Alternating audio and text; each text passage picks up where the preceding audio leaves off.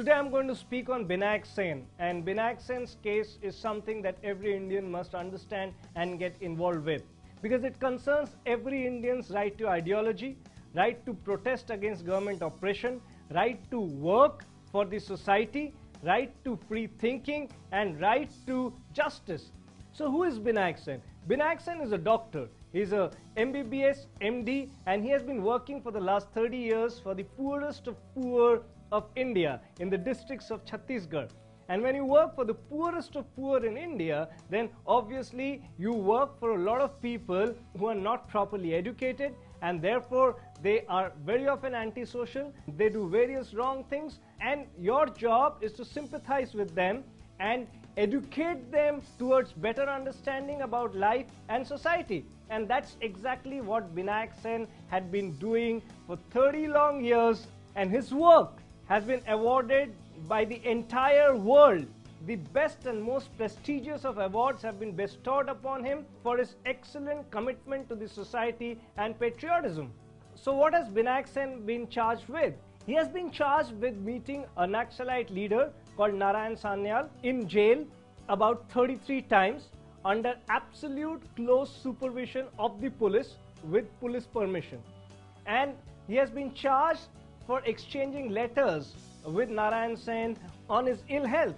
Of course, he has also been charged for some hilarious crimes. His crime includes reading books by Mao and his thoughts, Mao Zedong, who is the father of modern day China, and he has been charged for reading Karl Marx's Das Kapital. I mean, by that standard, I think that I am a criminal as well. I think the entire Jawaharlal Nehru University is full of criminals. I think 50% of Bengal is full of criminals. I think half of the world is full of criminals. Because if you are educated and if you want to know about world, then you must have read at one point of time or the other Karl Marx's Das Kapital. Who is Karl Marx? And how dare somebody charge anybody for reading Karl Marx? Do people even know who is Karl Marx? In the turn of the millennium, BBC did an online voting, and around the world people voted on various categories. One of those categories was the world's greatest philosopher, and Karl Marx was voted by the entire world as the world's greatest philosopher of the last millennium. That's Karl Marx. It's his ideology which at one point of time was running more than 2/3 of the world, and even today half of the world from Latin America to China to Russia are run because of his ideology. A man who said that the world is divided into two, the haves and the have-nots. There is no philosophy which is stronger, more truthful and more committed to humanity than Karl Marx's philosophy, which he has outlined in Das Kapital. And for reading that philosophy, if you are considered a criminal, then it's a shame on the people who pronounce such judgments, it's a shame on the state who tries to convict such a man, and it's a shame on the entire Indian democracy. And that is why Binayak Sen is a very important cause for every Indian to take up. Binayak Sen is a man who has non-stop been working for the oppressed. In fact, the entire concept of Naxalites being called terrorists has to be questioned. Because who are Naxalites? We need to answer this question first. To me, Naxalites are products of state-sponsored terrorism.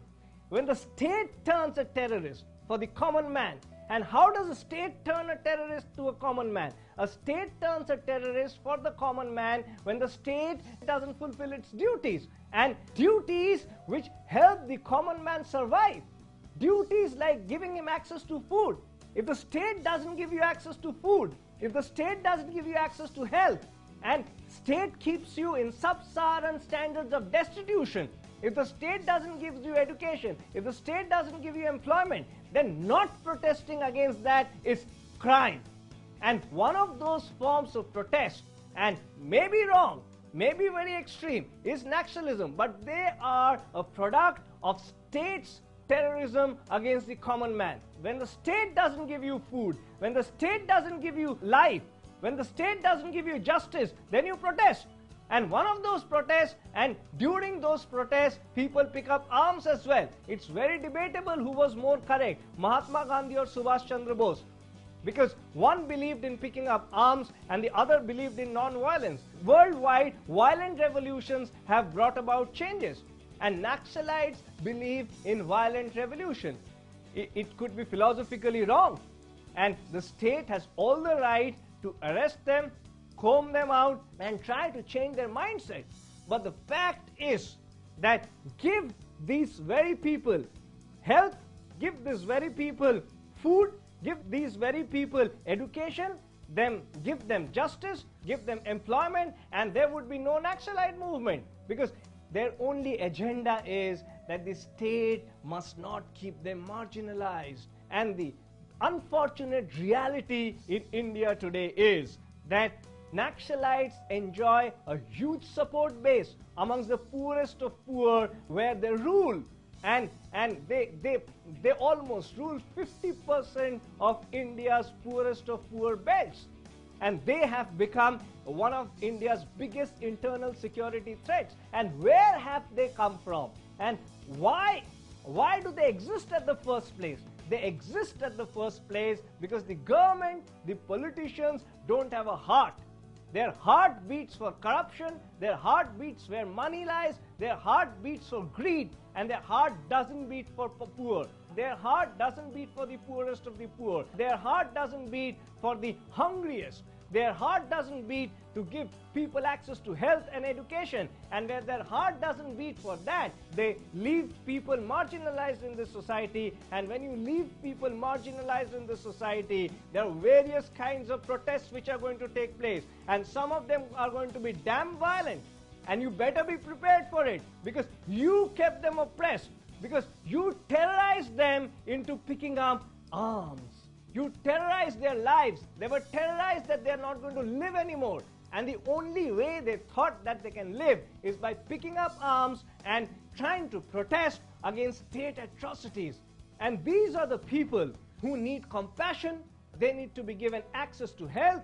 They need to be given access to food, and they need to be dealt with love, and they need to be made to be felt. They need to be brought inside the rims. They need to be dealt with compassion, and they need to be given access to everything that a state must give access to every human being who has voted you to power. And this is exactly what Vinayak Sen was doing for the last 30 years of his life. Showing compassion to the poorest of poor, giving them access to health, giving them access to food. And he must have seen to it that many people do not turn into Naxalites just because he was doing a social service. He was doing an act of compassion which the government should have been doing at the first place. He was helping the government by doing a job that the government should have been doing. And when you need to control something like Naxalism, then of course the state police mechanism has to be more effective. But very important is trying to engage with them. And for that, a person like Vinayak Sen would have been hugely effective, because he has been working with the tribals, he has access to the tribals, they listen to him, they look up to him as a messiah. And it is instead of using somebody like Vinayak Sen to have a dialogue with the Naxalites as a mediator who can give the promises that, hey, hold on, drop your arms, because I am with the state and you believe me, and I am giving you a guarantee that this state is going to give you access to food, this state is going to give you access to health, this state is going to give you access to education, this state is going to give you access to justice, and I am there to tell you that. And instead of doing that and promising people what they rightfully must get, instead of doing all that, what do? We pick up Vinayak Sen and give him life imprisonment. That is terrorism against humanity. It is extremely, extremely, extremely sad and extremely shameful that somebody like Vinayak Sen, who's a patriotic man, who's a social worker, who has been doing something that the state should have been doing at the first place, is today behind the jails thanks to our state and its 360-degree terrorism. First, it doesn't give you food, then it doesn't give you health, then it doesn't give you education, then it doesn't give you justice, it doesn't give you employment. You protest, you're put behind the bar. The 360-degree state dictatorship and terrorism comes a full circle and tries to control your life so that you never raise the voice against oppression. And this is extremely, extremely sad, and it calls for every Indian to come out united and to say that we need Binayak Sen and more people like Binayak Sen in this country working for the poorest of poor, selflessly, in a country where doctors would rather earn their millions in the cities and towns. Here is a man who's extremely educated, who's a doctor, but who sacrifices all pleasures, all possible luxuries of life, and goes to the villages, the poorest of poor villages, and works for the oppressed out there. And we jail him because he has read Mao and he has been reading Karl Marx, and he has been treating people regardless of their ideology just because they are poorest of poor, and amongst them some might have been Naxalites. And this is the unfortunate case of Binayak Sen. We should be having our corrupt criminal politicians inside the jail. Binayak Sen should be outside the jail serving the society and humanity, for which we must all come together and join a protest.